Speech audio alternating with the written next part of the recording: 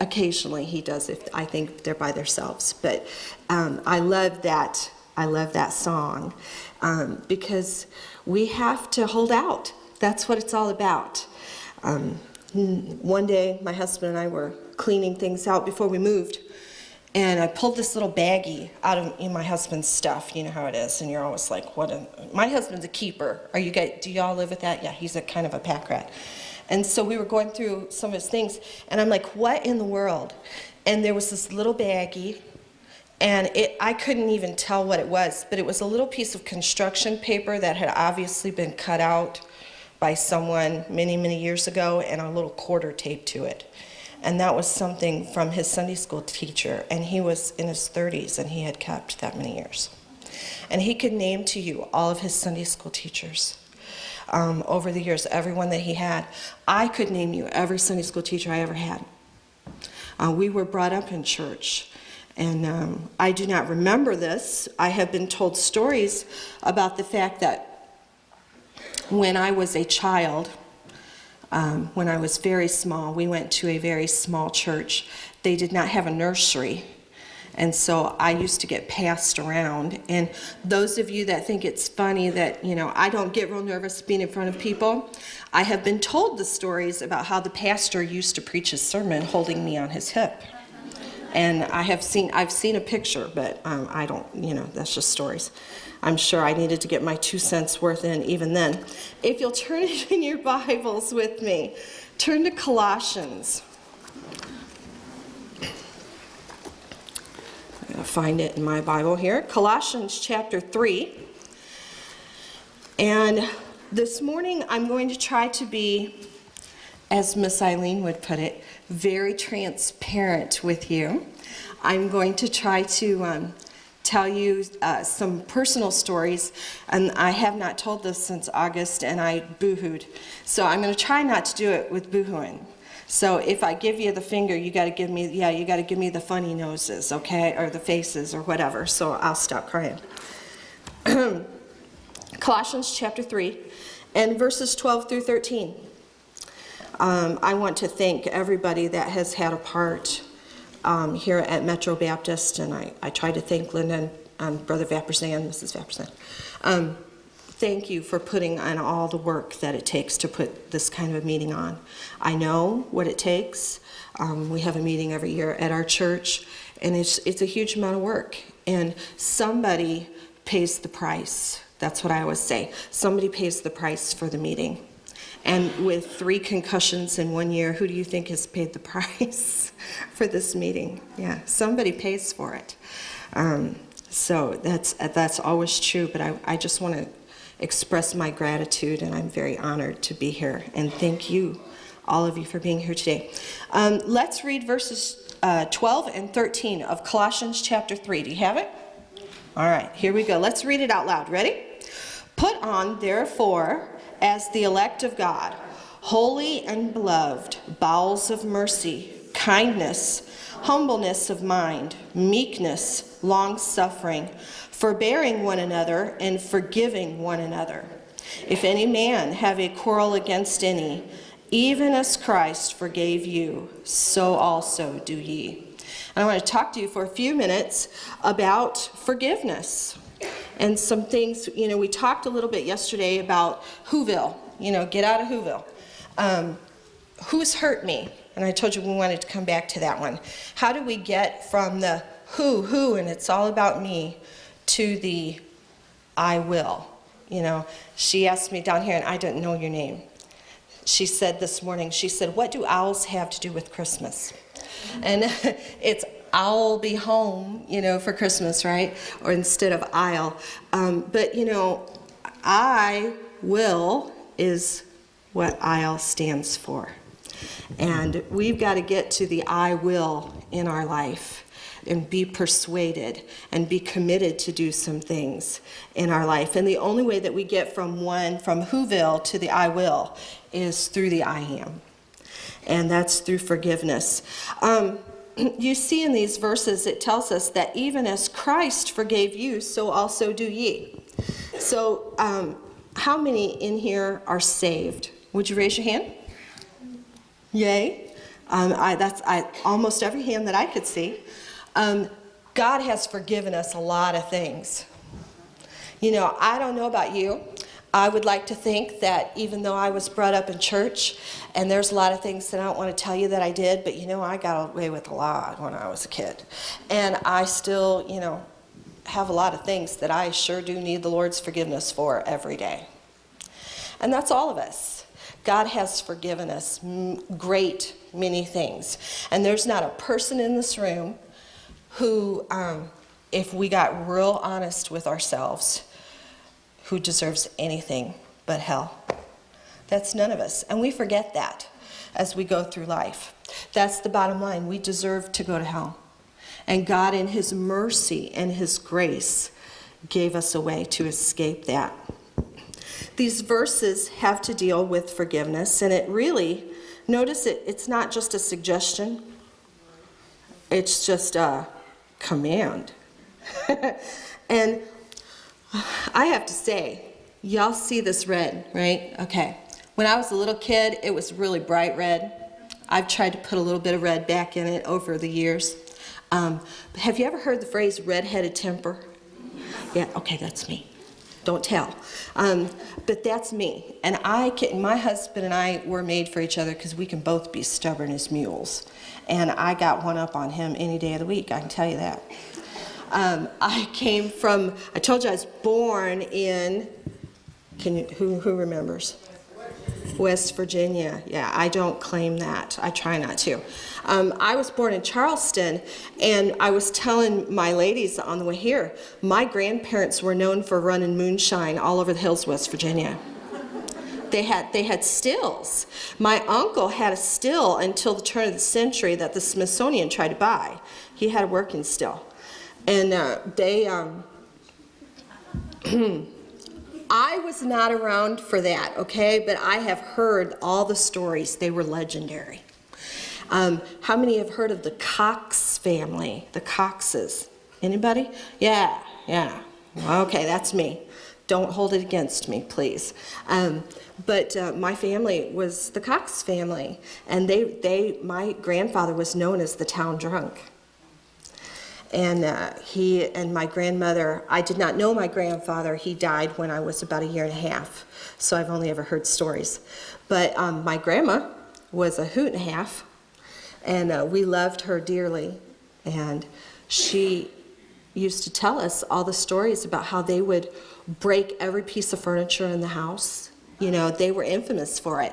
They were known as the town drunks, and everybody would gather in their house. And then, of course, with the red-headed Irish tempers, you know, they would start flinging, and they would break the legs off the furniture and break all the dishes. And, you know, she told me one time they had finally gotten a screen door, and just out of spite, she took a butcher knife to the screen door to spite my grandpa.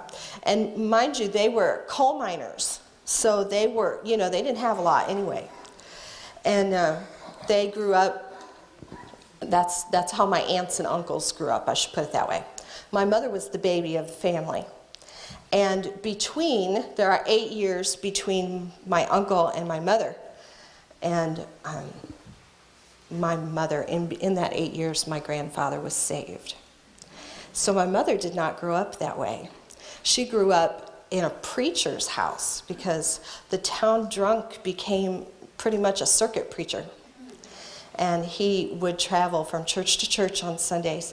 And my dad used to go with my mom on Sundays. And he grabbed her one day in high school. She knew who he was, but didn't really know him. And he was talking to a bunch of his friends, and he grabbed her in the hallway one day and said, "Hey boys, this is Sherry Cox, and I'm gonna marry her." And my mother had no, you know, to hear her tell the story, 2 weeks later she was madly in love because he just started coming around and started hanging around, and they couldn't get rid of him. And till the day she died, my grandmother had Alzheimer's, and till the day she died, one day she would love my dad to death, and the next day she'd go, "Psst, there's that old man that Sherry's been running around with." And she loved my father dearly. She would sit and cry, and, "Jerry, you're so good to me." And he would walk off into the kitchen, and she'd go, "Psst, we still can't get rid of him, you know. It was hilarious. We used to laugh so much at her. But, you know, I was given a good upbringing, even though, like I said yesterday, it was a bit of schizophrenic. And I used to sit in college, I told someone yesterday, I used to sit in college and Brother Hiles would always preach, if you haven't had hard times, they're coming your way. Be prepared. And I used to sit and think, I have had my share. And I was young. And, you know, how much more can a person take? But I'm here to tell you that, you know, life doesn't, you all know this, life only gets more complicated as you get older.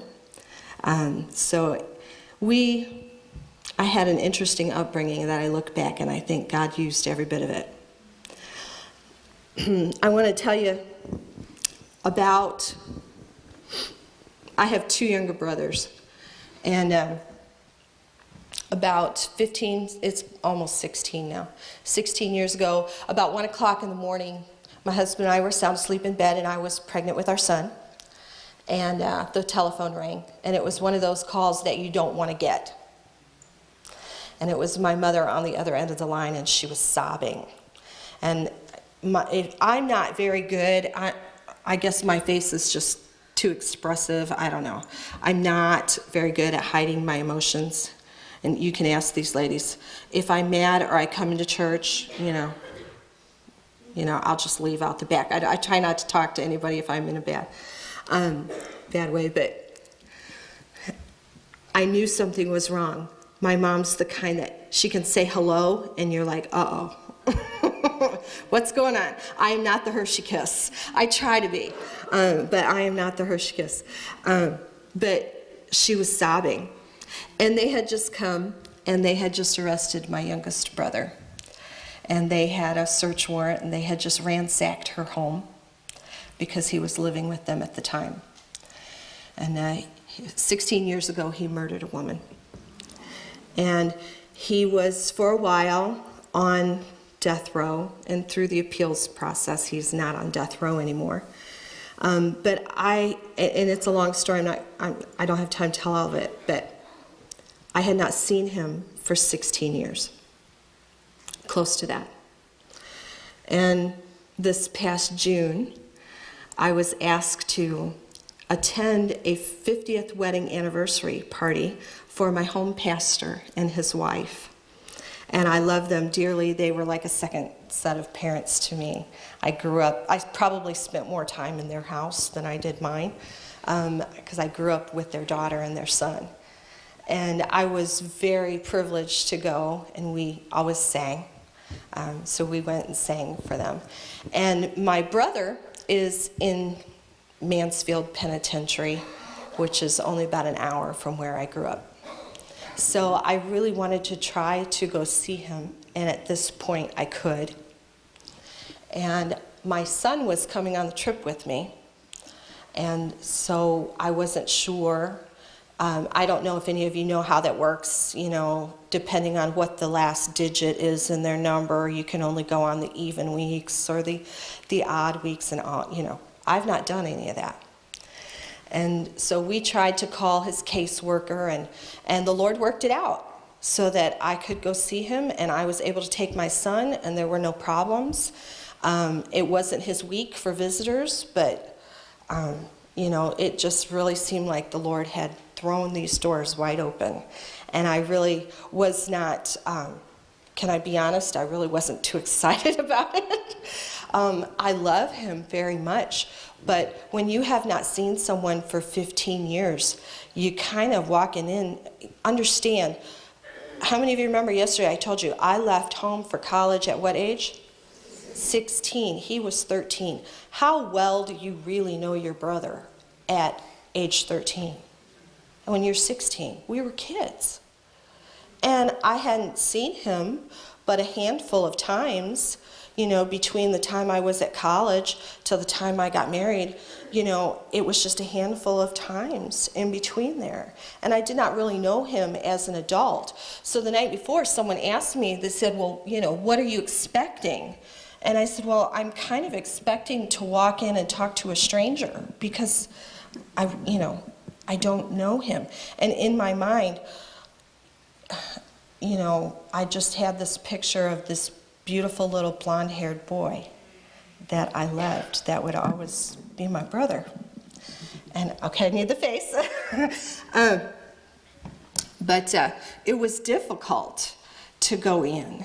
I went to visit uncles when I was a child, that Cox family.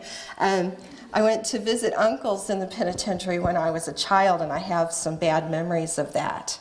And I wasn't really looking forward to it.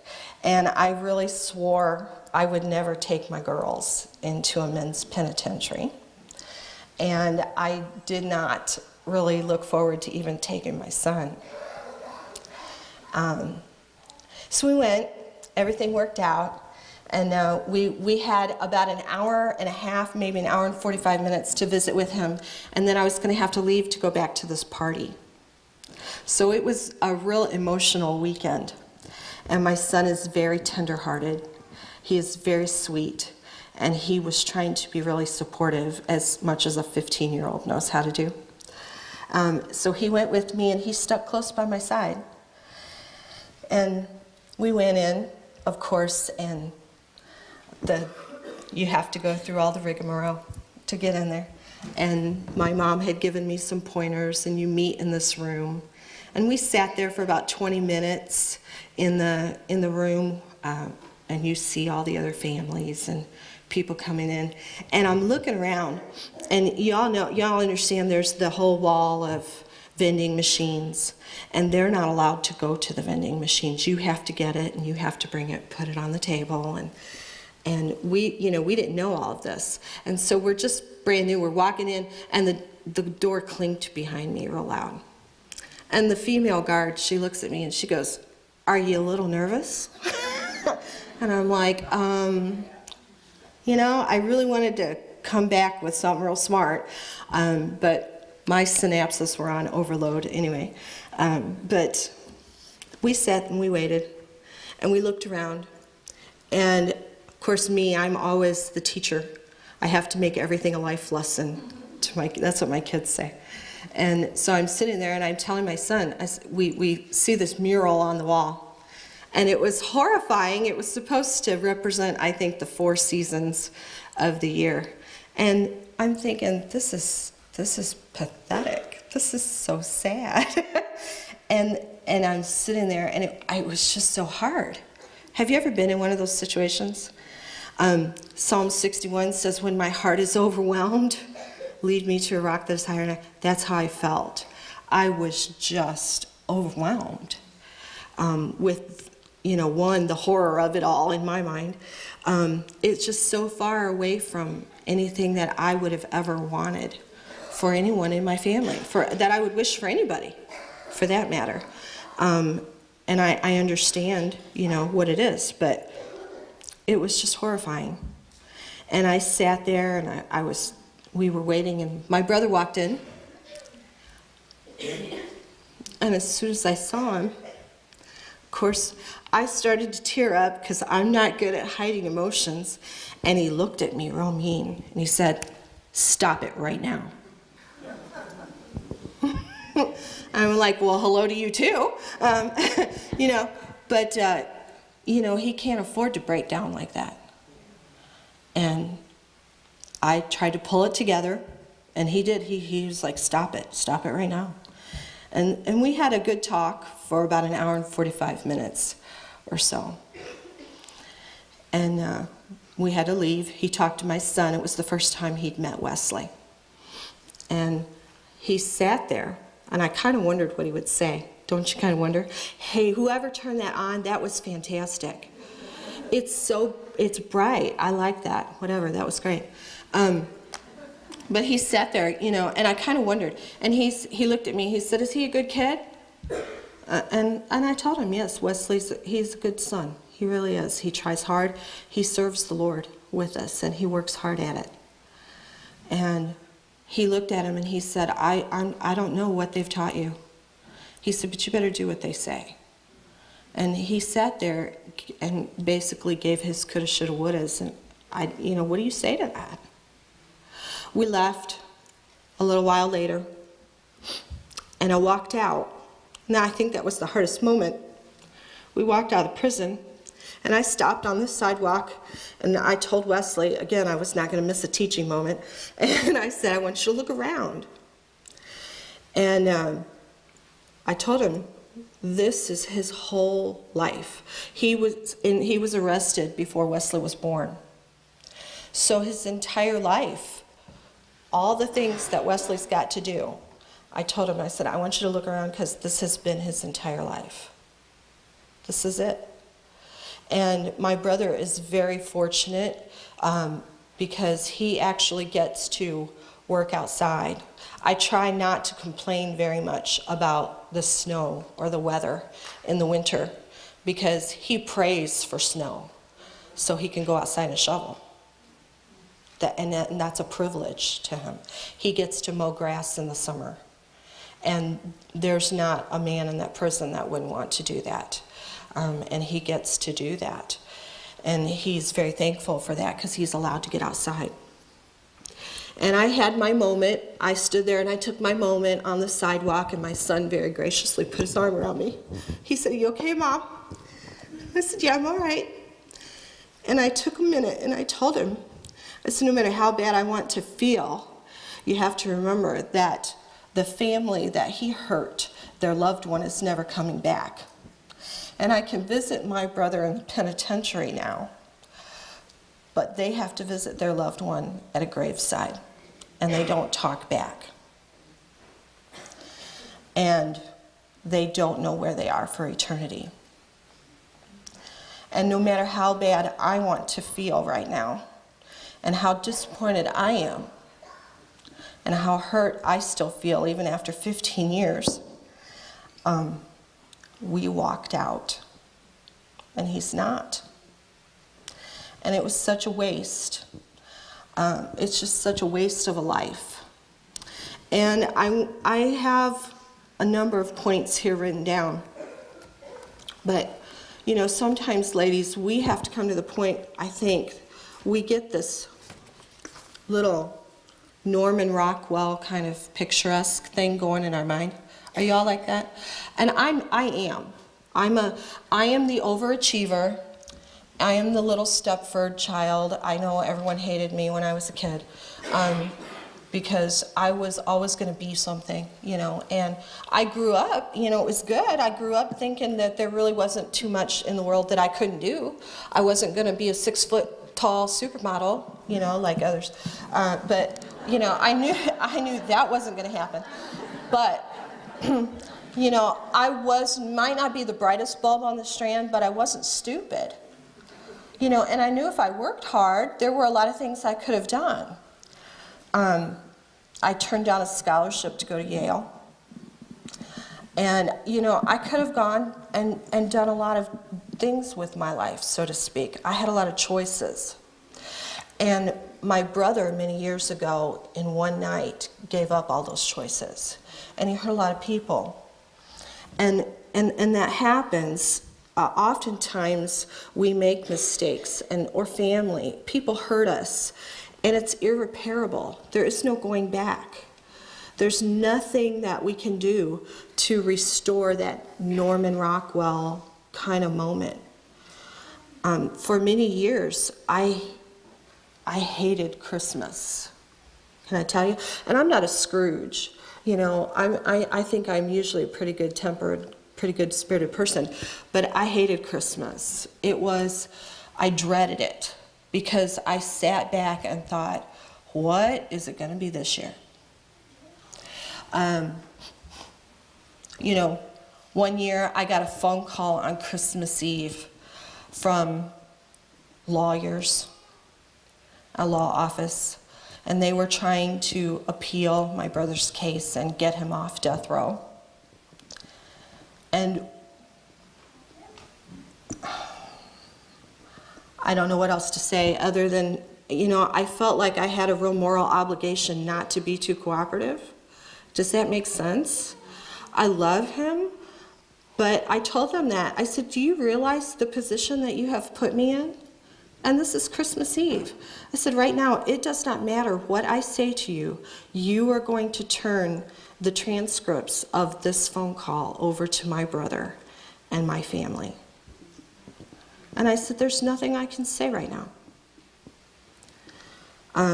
It is really difficult to be in those types of situations. And there's nothing, like I said, that was Christmas Eve. There was nothing Norman Rockwell about any of that. It was sobbing. I hung up the phone sobbing. And it seemed like every year around Christmas, you know, Satan just really liked to lay it on thick. And I know that's not changed. I know many of you have different circumstances. You have different situations. But it's the same. Holidays are hard for people. They're hard for heartache. And the only way that we get through it is that we come to a point where we deal with some of these things in our lives in a godly fashion, and we fix that inner heart. And that comes from the Lord. So here are some notes. If you have pen and paper, you're welcome to write these down. I was not as, professional as some other people and made you a sign-up sheet, or a sheet to take home. I'm sorry. I didn't do it. It's the blonde. All right. Some of these you will know, and I hope maybe some of these will speak to you maybe in a different way. Number 1, forgiveness is not a feeling, it's a decision. We have all heard that one 1,000 times, haven't we? Let me say this. Forgiveness is not a one-time decision. It is a daily, it is an hourly, it is a minute-by-minute decision. And it is a decision that says, I am not going to dwell on this. Period. That's what it is. You can honestly say in your heart that you've forgiven somebody when the first thing that you do when you hear, you know how it is, the first thing that you think of when you hear that person's name is how they hurt you. Right? You know you've forgiven that person when that's not the case anymore. When you can try to see things from their perspective, and as Jude says, some having compassion, then you know you have forgiveness. Does that happen automatic? Nope. Again, it is a day by day by day decision. It's not just a one-time thing. Number 2, forgiveness is not forgetting. Our world says, well, you're just holding a grudge. No. If you hurt my children, I might forgive you and not rip your hair out, but I'm not letting you babysit my kids, right? Forgiveness is not forgetting. Forgiveness does not equal reconciliation. God forgave the entire world, and He took actions to do it, but it is our responsibility, the person who did the wrong, to seek the reconciliation with God. God did His part. And He continues to do His part over and over. And it is our responsibility. It is an intentional release. It's an active process. It is, I am going to do this on purpose. I'm going to leave this behind. I'm making this decision to forget it. You cannot let a hurt consume your thinking. That's what happens when we live in Whoville. It consumes us, and it will eat at everything in your life. The Bible says, and you can finish it for me, bitterness is somebody give me the word. It's a root. Do y'all have roots? We had a house that we have, I should say, a house that we own about 4 hours from where we live now. And we had this great big tree in the front yard. And we, every year, would have to go out, and as soon as we heard one gurgle in the toilet, when you're flushing or when the washing machine's going, if we heard one gurgle, we knew immediately that we had to drop everything and go rent one of those roto things, and I would sit on it in the front yard while my husband would be to get the tree roots out. Roots kill. We finally had to have the tree taken down and the pipes rerun. It used to get into the pipes. It'll get into everything and it'll break it. Have you ever seen that? The roots will break it apart. And sadly, that's what bitterness does in our lives.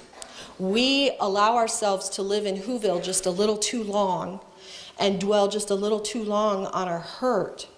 And all of a sudden, it's getting in places that we can't even explain why. And it's breaking us. And that's what happens. It is a root that gets everywhere.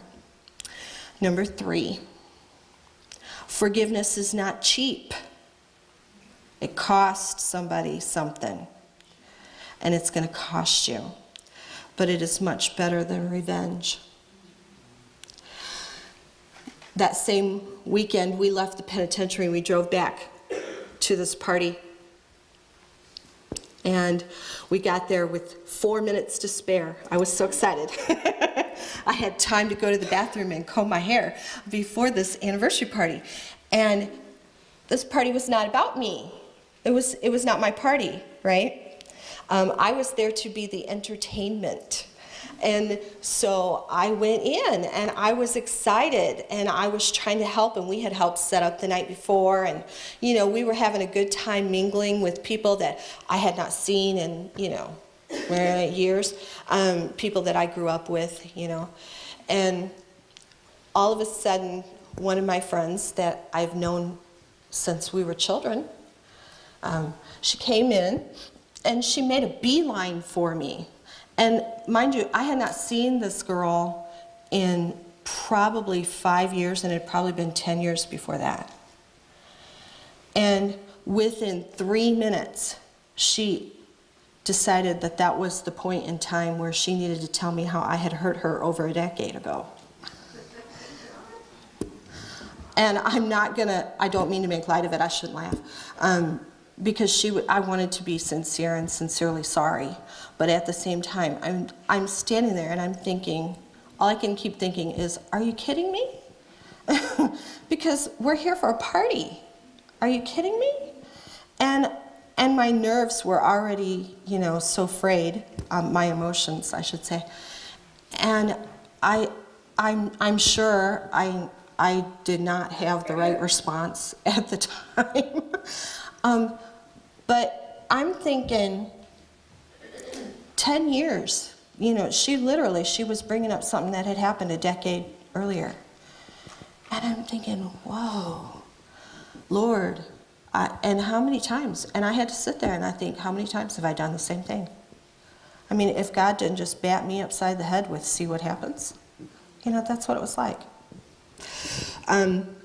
Forgiveness cost. It has cost a swallowing of pride. It has cost relationships. I don't know what forgiveness may cost you. But when it comes down to brass tacks, what do we all deserve? Oh, say it with me. Yeah, a little bit louder. We deserve hell. I don't care who you are. That's what we deserve. And anything that we get above that is a bonus. It doesn't matter. And we get so spoiled and wrapped up in ourselves. An eye for an eye, if we lived by that, it would actually leave the whole world blind. Have you thought about that? That's all of us, isn't it?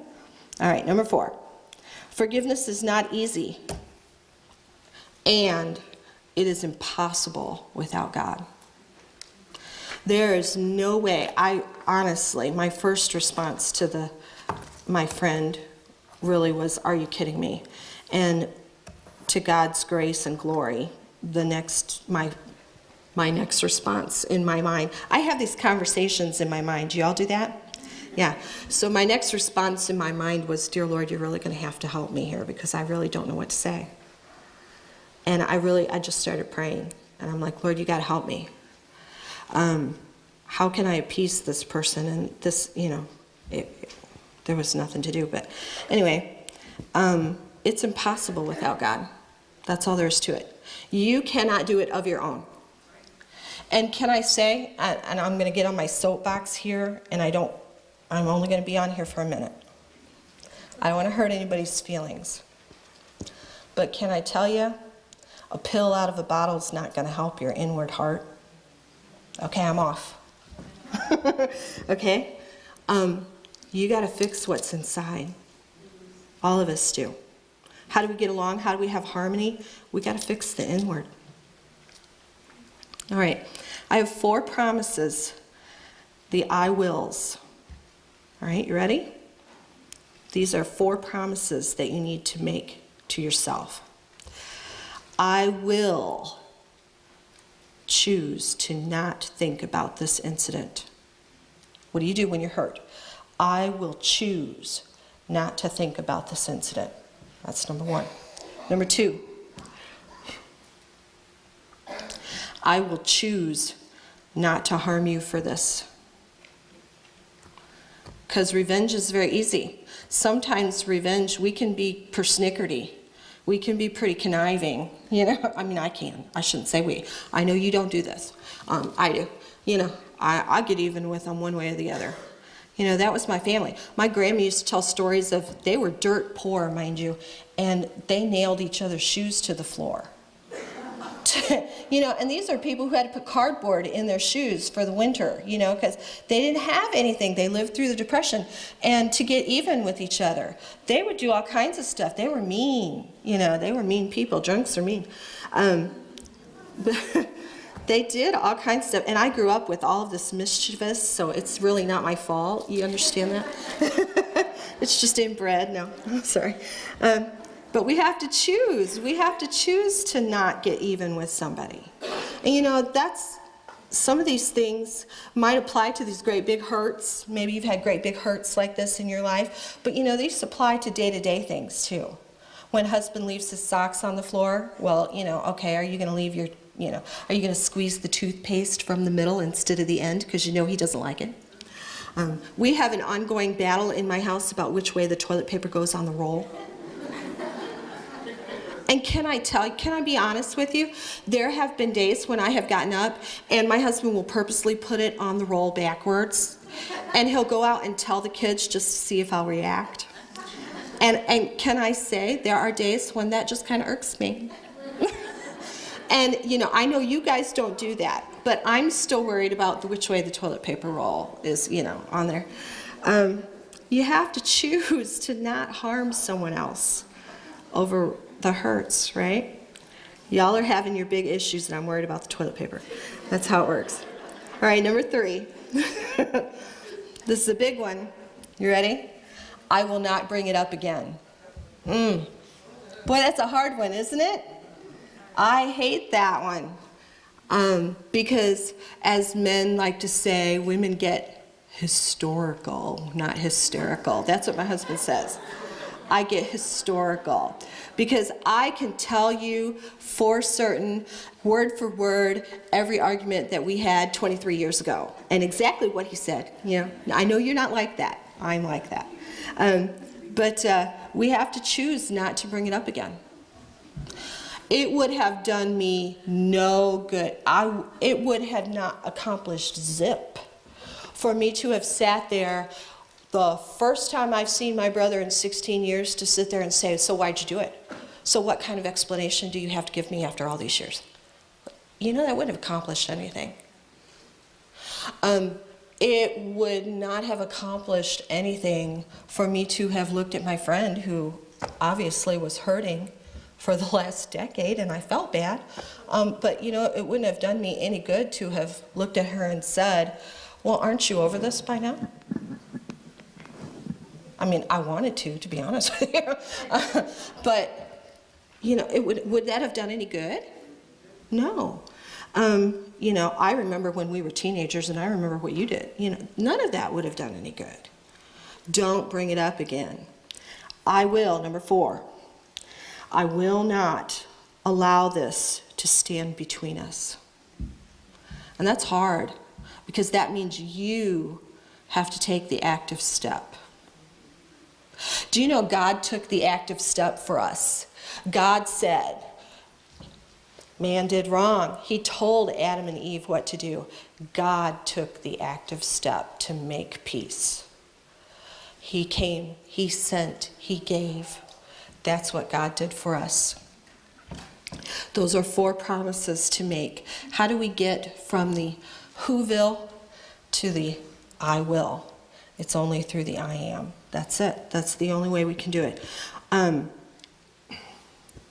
Romans 12. Let's look at that for 1 minute. Romans chapter 12. And I'm closing. Romans chapter 12.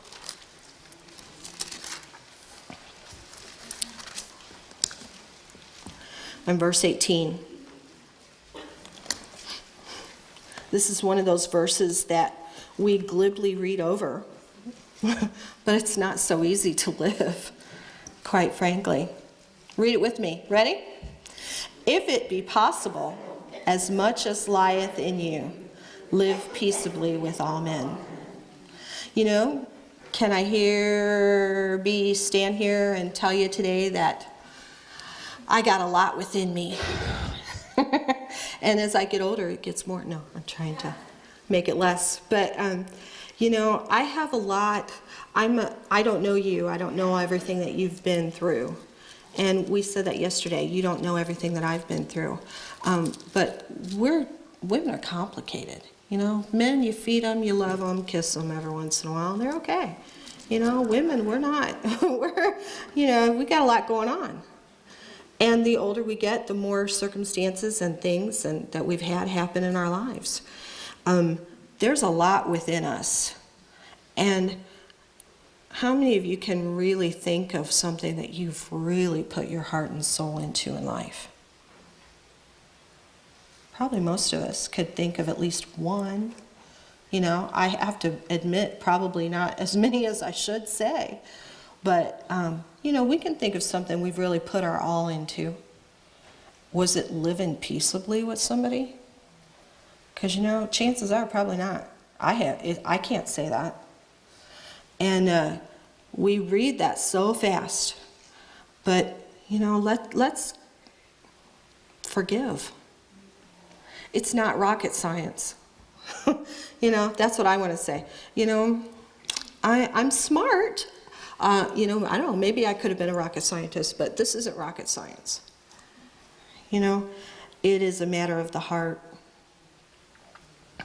Love forgave the debt. And I want to end with a story. And I don't know if maybe you've heard the story before. There was a lawyer, and he decided one year, he was coming towards the end of the year, this time of year, and he decided he had a list of about 17 people that owed him debts. They owed him collection, you know, whatever.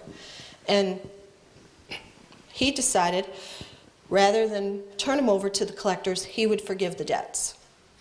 So he wrote each of them a letter stating just that he would forgive them the debt, and they didn't have to worry about it. And he sent all the letters certified from his law office to let all these 17 people know. Well, you know, if you ever get a certified letter or you get stuff from lawyers, you know, it's like the IRS. You do not want to see that in the return address, right? It's just one of those things. You don't want to mess with that. 16 people, he found out later, never opened the letters. Only one man opened the letters out of 17. And he had forgiven all the debt, but only the one man really ever received that forgiveness. You know, we hear a lot today about, we live under grace. God forgave us. But you know, God gives grace and He is merciful to all of us. But grace is received through the truth. Say the verse with me. For by grace are ye saved through. You know, it's not just for by grace are you saved, period. It's through faith. It's through accepting the truth that Jesus died for us. Yeah. You know, sometimes we want to say, oh, my actions, you know, God will have grace, God will have mercy. You know, yes, he will. But if we're not receiving the truths that God wants us to learn about forgiveness and about getting along, about living peaceably with people, we're going to miss out on that, because it's through the truth that God gives the grace. God does a work in your heart. Forgiveness heals the ones who forgive. That's the bottom line. And so I've had to live these things with family, with, you know, other people.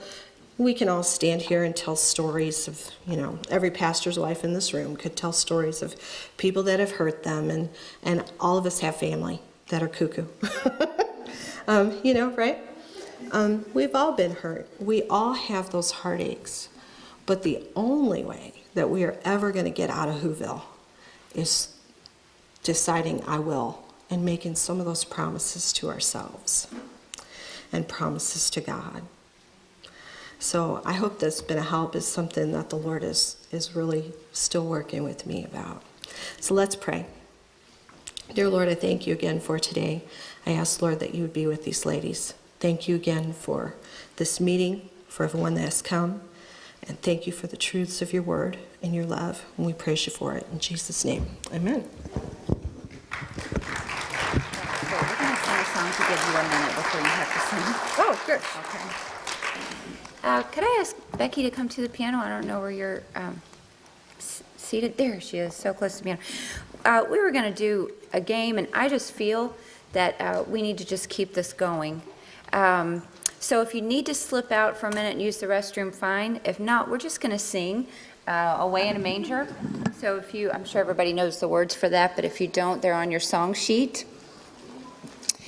And after we sing, Marlena is going to go and sing another song for us, and then we'll hear another special, and then we'll have the closing session. So it won't be too much longer, but I just feel,